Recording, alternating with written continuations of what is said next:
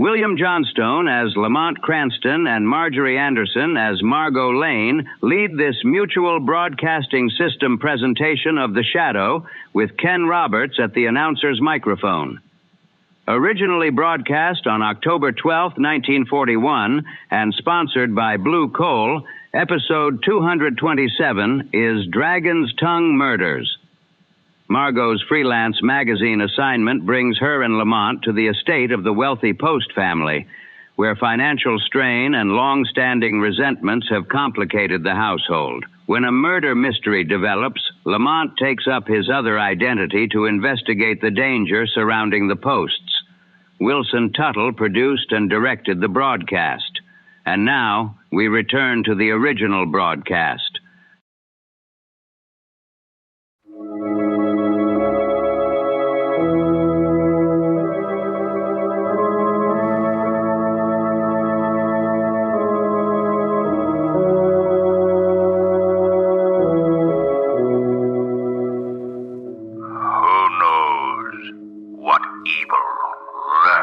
In the hearts of men.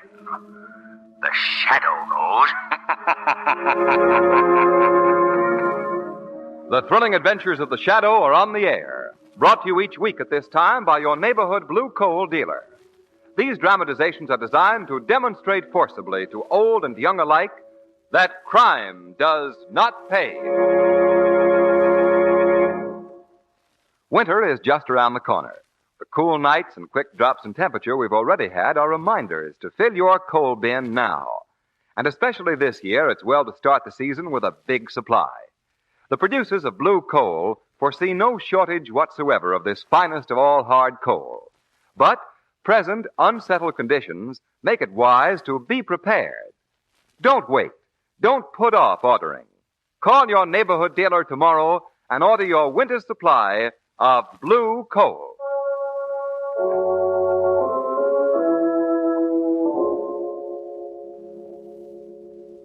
The Shadow, mysterious character who aids the forces of law and order, is in reality Lamont Cranston, wealthy young man about town.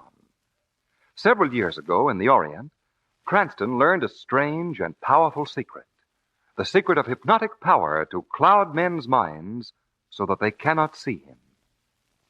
Cranston's friend and companion, the lovely Margo Lane, is the only person who knows to whom the voice of the invisible Shadow belongs. Today's drama, The Dragon Tongue Murders.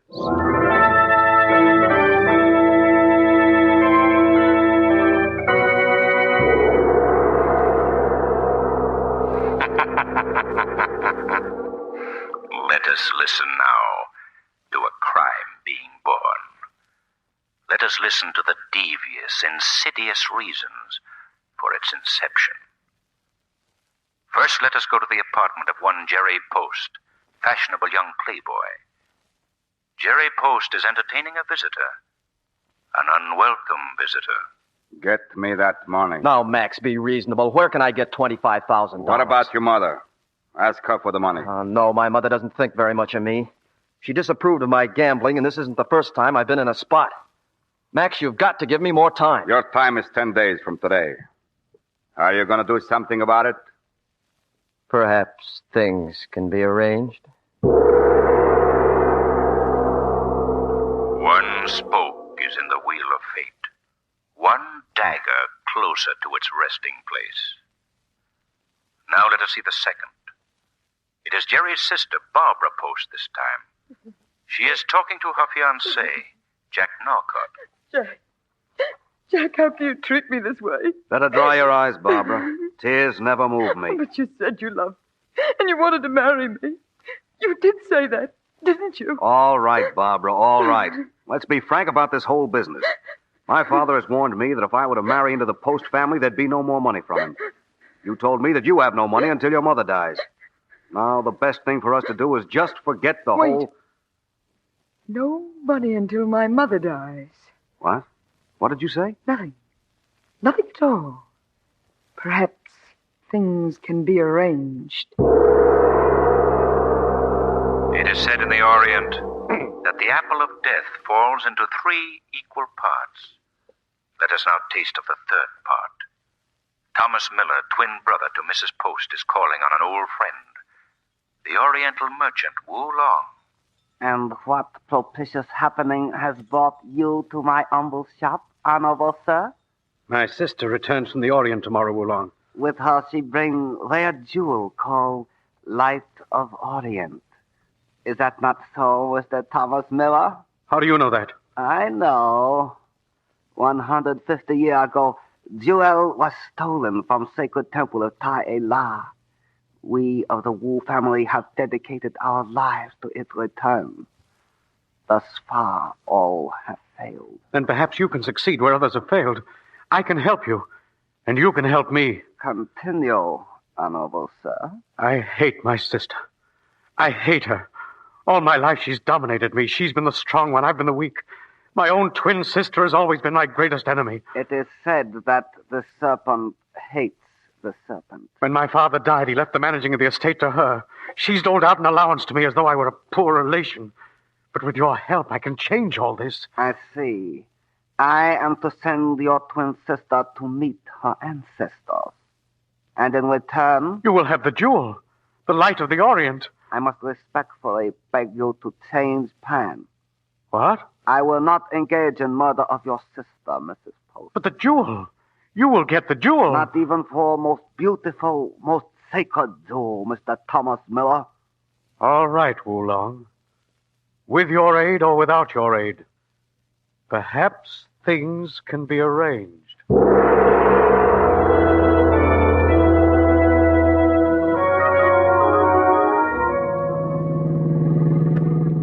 Margo, this is going to be one awful weekend for me. Oh, please, Lamont. You don't know what this means to me. To write an article about that famous Emerald Light of the Orient for Style and Fashion magazine, why, it's practically a journalistic scoop. Do you realize that if Mrs. Post hadn't known my Aunt Augusta at Vassar... Margo, do you realize what a bunch of characters these Posts are? Well, they have been rather prominent in the scandal sheets. Prominent is putting it mildly. They're all a bit, well, let's call it peculiar. Take Mrs. Post's twin brother, Thomas Miller, for example. It's a well-known fact that he hates his sister like poison. And then there's that good-for-nothing adopted son, Jerry Post. He's been in more scrapes than you can shake a stick at? Yeah. And Barbara, the daughter. She's adopted, too. I know. And she falls in love regularly and always with the wrong man. Well, she's engaged to a very nice young man now. His name is Jack Norcott, and Mrs. Post approves of him. How do you know that? Mrs. Post told me. I caught her just as she was going through the customs when her ship docked. At first, she refused to talk to me because she thought I was a reporter. But after I mentioned... That Aunt Augusta went to Vassar with her? Yes, how'd you know? I'm psychic. Go on. Oh. Well, I explained how important it was for me to get a story about this Light of the Orient. So she asked me out for the weekend, and... Oh, I hope she won't mind. Mind what? My bringing you with me. She's very Doesn't abrupt. she know I'm coming? No. I didn't think of it till later. How nice. Lamont Cranston, the uninvited guest. Miss Lane, I've never seen you before in my life. If you don't leave immediately, I shall feel it my duty to turn you over to the authorities. Huh? You see, Margo? You not only forgot to inform Mrs. Post about my arrival, but you also forgot to tell her you were coming. But Lamont... Yeah, now will you please leave? But don't you remember... There is no need to continue this farce, Miss Lane. Mrs. Post, I'm sorry that you don't remember our meeting at the pier yesterday. Let's go, Lamont. Oh, forgive me, Mrs. Post. Yes, Face Hon. But you surely cannot have forgotten Miss Lane. Everything she has related about meeting at pier yesterday and subsequent invitation is quite true. What? Yes, Face Hon. You're right. That's quite true. You see, I suffer from lapse of memory at times. Please make yourselves at home here. Face Hon, my companion, will show you to your rooms. Please forgive me. Well, what do you say, Lamont? Shall we stay or not? Well, Please stay. There is much danger, and I fear for my mistress' life. Danger? Mr. Cranston, there are several who will profit by my mistress' death. Both her adopted children, Mr. Jerry and Miss Barbara, need money, and my mistress has refused. Only by her death can money be obtained through legacy. And the uncle, what's his name? Thomas Miller. Yes, what about him? He, too, has quarreled with my mistress and has refused even to stay in the same house with her. He has gone down to stay in small guest house at other end of the estate. So, we have 3 potential murderers living close to the scene of a crime about to happen, eh? Oh, Lamont. Oh, please, not say that. So much evil has befallen this family name already. I've warned you, Jerry. It's true, isn't it, Barbara? I knew that Norcott guy was only after the Post millions. I could kill you for that. You could kill... Who are you? Mr. Jerry and Miss Barbara, this is Miss Lane and Mr. Cranston, guests of your mother. Guests? We don't want guests here. Hope you enjoyed the little family scene you just witnessed. I'm sorry, Mr. Post, but we couldn't help overhearing you. What's that? Oh, yes, Monsieur. Yes. I found this in my room. A dagger. Here, let me see it. It was sticking in the wall over my bed. I went to lie down. An oriental dagger, eh? And there seems to be a message wrapped around the hilt. Let's see. It says, "Death by the fiery tongue of the dragon to those who covet the emerald, light of the Orient." No signature, but a drawing of a dragon in red. Lamont, what does it mean? My jewel. It is not safe. Someone wanted to rob me. You, Jerry, and you, Barbara. You want the jewel. You want to kill me. You both threaten me. Don't be preposterous, Mother. Stop it. You're hysterical. My mistress, do you not believe legend? Death to those who covet the jewel. You do not covet the emerald. It is yours already. Hence you are quite safe. Safe? You are sure, Payson? I will protect you, mistress, with my life. Touching little scene, isn't it? Yes, Mr. Post. I think it is. You know, Margot, this may turn out to be a very exciting weekend after all.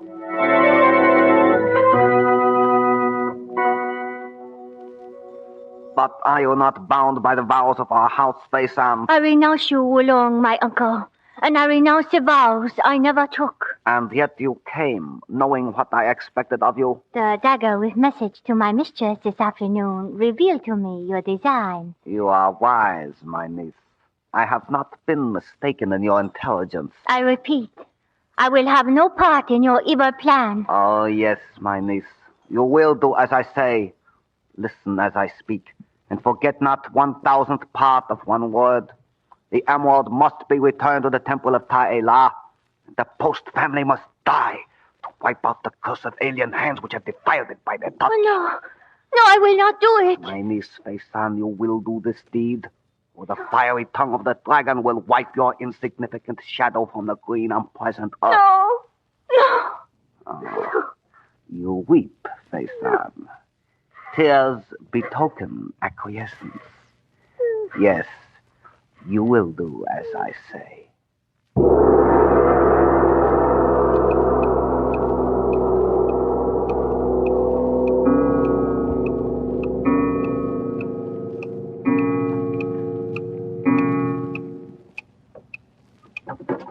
Fire! Fire! Fire! What's the matter, Mr. Post? Fire! The guest house is on fire. What? Where's the fire? What is it? Jerry, did you say the guest house, Jerry? Yes, look for yourself out that window. There on the other side of the grounds. Lamont, where are you? Here, Margot. Turn on a light, someone. There, that's better. Is there anyone there at the guest house? My brother Thomas. Come on, Post, let's get over there. No, it's useless. He's dead by now. What are you talking about? Now you come with me or I'll drag you He's over quite there. right, Mr. Cranston. Thomas must be dead. Well, perhaps he woke in time to escape the fire. He may need help. Thomas was in the habit of taking sleeping pills. He probably never knew what happened to him. Well, I must say you're all taking this thing pretty calmly. Much too calmly. I'm putting this whole business in the hands of the police.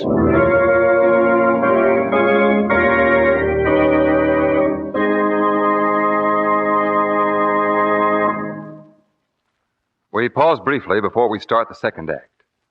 It's probable that you'll never have to face the particular problem in our story today. But there is a serious problem that you do have to face, come what may. And that's the problem of keeping warm this winter. Well, heat your home with blue coal, and then you can smile with satisfaction while the cold winds blow. Because with blue coal, you'll enjoy comfortable, even warmth throughout the house, no matter how fierce and biting the weather outside. Blue coal, you know, is the finest of Pennsylvania hard coal. It's delivered to your home in exactly the proper size for your heating plant. So blue coal gives you safe, efficient, and economical heat. It's easy to heat with blue coal, and especially if you have the new deluxe blue coal heat regulator. Every home should have one. It's as easy to operate as your electric toaster. It automatically opens and closes the dampers on your furnace and keeps every room at an even temperature at all times. Ask for a free demonstration of the Blue Coal heat regulator in your own home. And remember the name, Blue Coal. Blue Coal is color marked for your protection with a harmless blue tint. Call your reliable neighborhood dealer tomorrow. He is listed under the words Blue Coal in your classified phone directory. And now, back to the Shadow.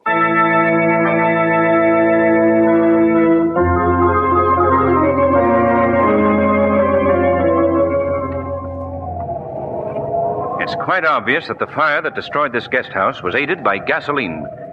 And it is my belief that murder has been done. If what you say is true, Mr. Cranston, it's a matter for the police and no business of yours. Commissioner Weston has been sent for, Mr. Post. But until he arrives, I'm taking over as his deputy. Now, Mrs. Post, will you be so kind as to tell me why you were fully dressed at 4 o'clock in the morning? I must have fallen asleep with my clothes on. You'll just have to take my word. My mother is protecting Faison.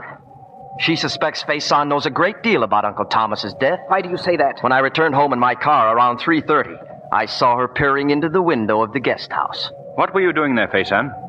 That, Mr. Cranston, I will not answer. Well, answer it or not, Faison, this definitely puts you on our list of suspects. Mr. Post. Yes? Did you get out of your car when you saw Faison? No, I didn't. Not till I got to the front of the main house. I see. These tire tracks that lead up to the guest house were made by the tires of your car, Mr. Post. I found them earlier and traced them to you. Also, you will see the imprint of a man's shoe in the soft earth under what was once the side window of the guest house. I've also traced that to you. How do you explain it? I can't explain it. I don't know. I may have stopped after all. I don't remember. Hello there! Barbara! And Jack Norcott. Where have you been all night? It's really my fault, Mrs. Post. We ran out of gas over on the Island Road at about 2 o'clock. Yes, it took us hours to find a filling station. Say, looks like there's some excitement around here while I was gone. Miss Post, don't you know what has happened? Barbara, Uncle Thomas is dead. Dead? Yeah, burned to death in the guest house. Might as well tell you, dear sister, that we're all under suspicion. Suspicion? Why, I wasn't anywhere near here when the fire started. That's it, dear sister. Establish your alibi. Why, it's no alibi. We ran out of gas, as we said, and we couldn't find a filling station. Miss Post, isn't that a stain of gasoline on your coat? Huh? It still smells quite plainly of gasoline. Why, yes. Yes, you see, when I helped Jack carry the gas back to the car, some spilled on my coat. That's very interesting, Miss Post, because gasoline was used to start the fire that caused your uncle's death. I'm holding you also as a suspect. This whole thing has Commissioner Weston confused, Margo. Well, I can understand that, Lamont. He says Mrs. Post is the logical victim. Everyone had a motive to kill her, but she turns up as one of the suspects. I'll have to agree with him on that, too, Lamont. Perhaps, Margo, some of this puzzle might be unraveled if the Shadow paid Mrs. Post a visit. Tell me, Faison, what were you doing at the guest house when Jerry saw you peering in one of the windows? Since you commanded, my mistress, I will tell you. Do you not recall that after quarrel with your brother, he left in anger to spend weekend in guest house? Yes. Then telephone call came from him asking you to come last night as he had matter of great importance to discuss. Later, I fear he might do you great harm, so I went in search of you. Oh, yes. But I decided not to go and called him back and told him that if he wanted to talk to me, he could come here. What was that? That still does not explain one very important thing, Mrs. Post. I heard a voice. It is a voice of evil spirit. No, Faison. It is the voice of the Shadow, whose mission is to fight evil. Can't see you. No, I have cast a mist of hypnosis over your mind, which makes me invisible. What do you wish of us? The truth, Faison. Mrs. Post, why were you not in your bed at 4 o'clock this morning? I was too nervous to sleep. I half expected my brother Thomas to come here, as I'd asked him to, and I waited in the library. I must have fallen asleep. I see. Shadow, if you are indeed friend of good, you will believe my mistress. She is telling you the truth. Mrs. Post! Mrs. Post? What shall I do, Shadow? Answer him. What do you want, Commissioner Weston? Down to the library right away. We're getting everyone together, and we're going to settle this case once and for all. I shall be down immediately. Well, Shadow, Are you satisfied that I'm innocent of my brother's death? Your explanation seems logical, Mrs. Post. But I've only your word for it. Remember that the Shadow has ways of finding the truth. This is ridiculous. You can't prove anything. How long is this silly questioning going to continue? Quiet. Now, wait a minute. That's better. If you'll pardon me, Commissioner. Oh, what do you want, Cranston? It's just occurred to me that none of us has seen this fabulous emerald that there's been so much talk about. Now, look, Cranston, I'm running this business. Hear me out, Weston. As if I could help it. Go right ahead. Perhaps you haven't heard the legend of the emerald called the Light of the Orient, Commissioner.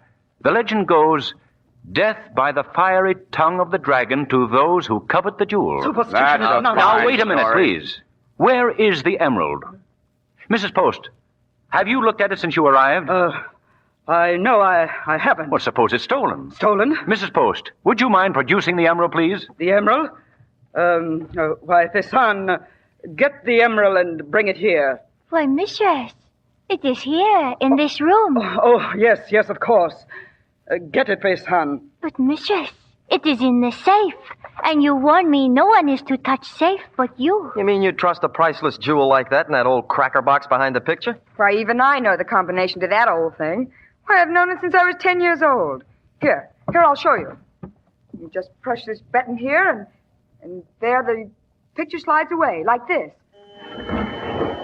There. That's the safe. Ah! That face! What is it, Mrs. Post? What's the matter? Oh, that face I saw. A face pressed against the window. A horrible Oriental face. Oh, you're seeing. Must be your imagination, No, Mrs. I Post. tell you, I saw a face. Now, don't worry, Mrs. Post. I've got my men surrounding the house. If there was anyone there, he'll be caught. My mother, Commissioner Weston, has a very vivid imagination. Shall I open the safe? Yes, Barbara, open it. Right. Now, turn 10 to the right. 6 to the... What happened? What has happened to Barbara? Oh, call a doctor, somebody. Just a moment. I'm afraid it's too late for a doctor. Mrs. Post, your daughter is dead.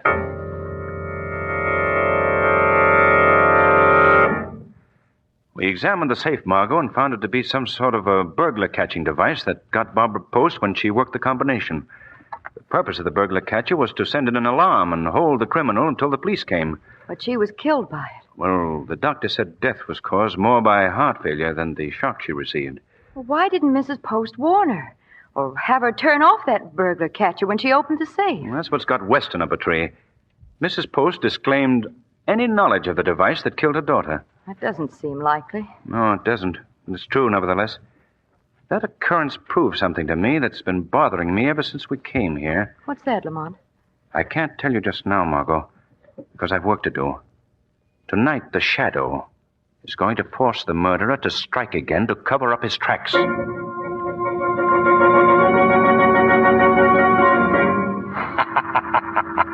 Jerry Post, the murderer is known.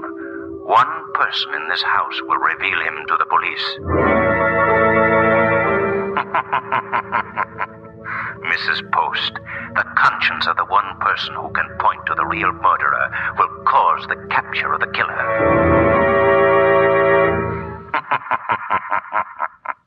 Faison. Who calls me from darkness of my room? It is the Shadow. The Shadow? You have returned? What do you wish of me? I have come to warn you, Faison, that tonight an attempt will be made on your life. You know who the murderer is, and the murderer will attempt to silence the only one who knows. Oh, yes, I know. It is my Uncle Wulong. He has been here tonight. My mistress saw his face at window. He has vowed to kill his family and regain the jewel for the temple of Taela. He will try to kill me because I will not help him. No, Faison. You're not telling the truth. It is not your uncle that you suspect. Yes, Shadow. No, and the person you suspect is not the murderer. Oh, can I believe that what you say is true? You must trust me. The person you suspect is not the murderer. Will you help me trap the murderer? To apprehend the murderer is to protect the life of my beloved mistress. I am willing.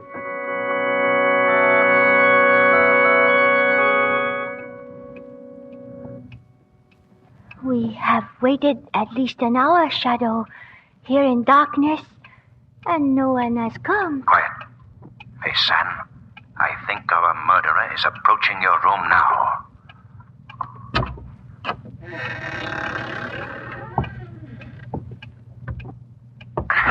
My friend, you will not kill again. Drop that dagger. Drop it, I say. That's better. Now, Pisan, turn on the lights. Let's have a look at the murderer. Oh! Mr. Post, my mistress.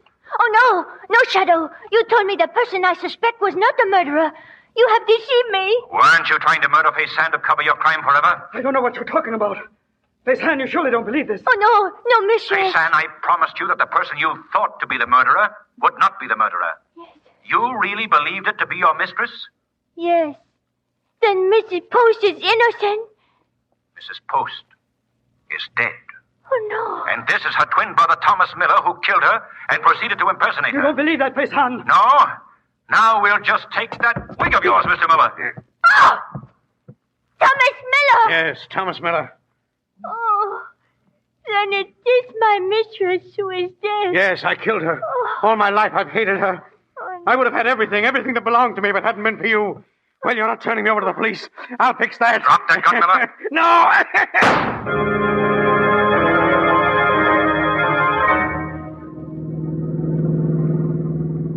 So you see, Margo, Mrs. Post was murdered by her twin brother before we got there. Later, he destroyed her body in the fire. And it was really Thomas Miller, posing as his twin sister, who met us at the door when we arrived. Yes, Margo. That's why you got the cold reception. But I wasn't really suspicious until Mrs. Post, or rather her twin brother, didn't know where the emerald was kept. That's right. It was right there in the library safe. And he didn't know about that burglar catcher either. No, Mrs. Post must have had it installed secretly and hadn't even told Fay San, whom she trusted. Oh, what a horrible bunch of people. I'll never ask to go on another weekend, Lamont. Not even to write an article for Style and Fashion magazine? Oh, I forgot to tell you. I called the magazine on the phone just before we left to drive back to the city. And they don't want the article. Don't want it? No, they said it was too lurid for a woman's magazine. They said it belonged to some detective magazine. So I did. So you did what? Sold it to a detective magazine. Got more money, too. Margo, you're wonderful.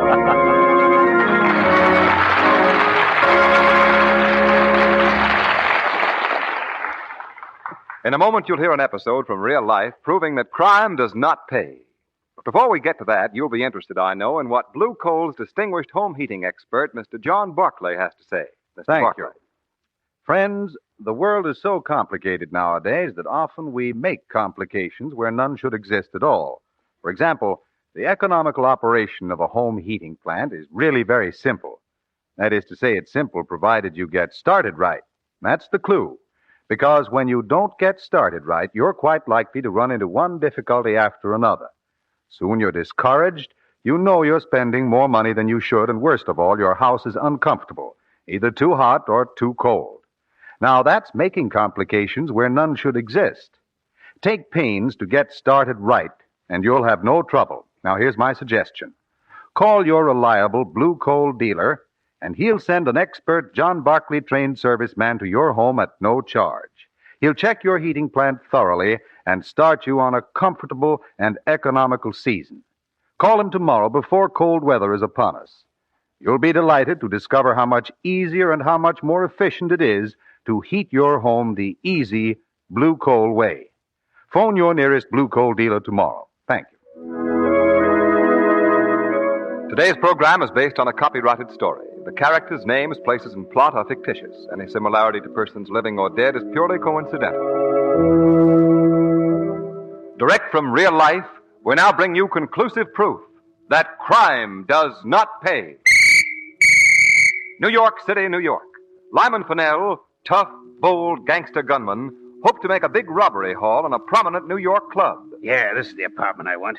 Hey, you, give me the key. No! Shut up! That'll hold you. You won't get away with it, Gunman Fennell. Death is waiting. They'll never catch me. Here's my car. I gotta get away. Can't find the key. They're too close. I won't go back. I can't face prison. My gun. I gotta do it. So, by his own hand, Lyman Fennell paid the price of crime. The weed of crime bears bitter fruit. Crime does not pay. The Shadow knows. Next week, same time, same station, your neighborhood blue coal dealer brings you one of the strangest and most baffling of adventures in the Shadow's daring battle against the forces of evil. Be sure to listen, and be sure to phone your friendly blue coal dealer for greater heating comfort at less cost. So don't forget, keep the home fires burning with blue coal. This is the Mutual Broadcasting System.